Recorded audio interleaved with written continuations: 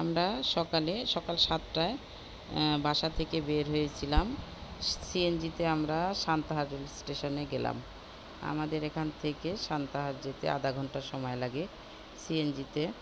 তো আমরা রেল স্টেশনে পৌঁছার পর ঠিক আধা ঘন্টা পর একটা ট্রেন আসলো।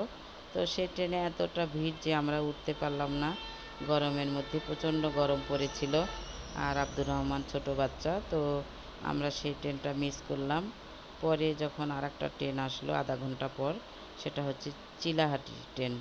তো সে ট্রেনটাতে আমরা উঠে গেলাম।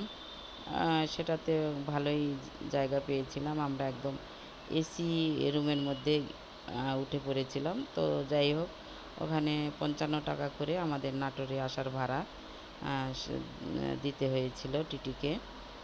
তো যাই হোক, ভালোই এসেছিলাম। এসে আমরা নাটোরে পৌঁছে গেলাম। আর সেখান থেকে আপনাদের ভাইয়াকে নিয়ে আমি ডাক্তারের চেম্বারে চলে আসলাম। তো সবাই ভালো থাকবেন, আমাদের জন্য দোয়া করবেন। আপনাদের ভাইয়া যেন সুস্থ হতে পারে। অনেক ডাক্তারই তো দেখাচ্ছি, তারপরেও সে মোটামুটি সুস্থ আছে, কিন্তু ওষুধ চলেই সব সময়।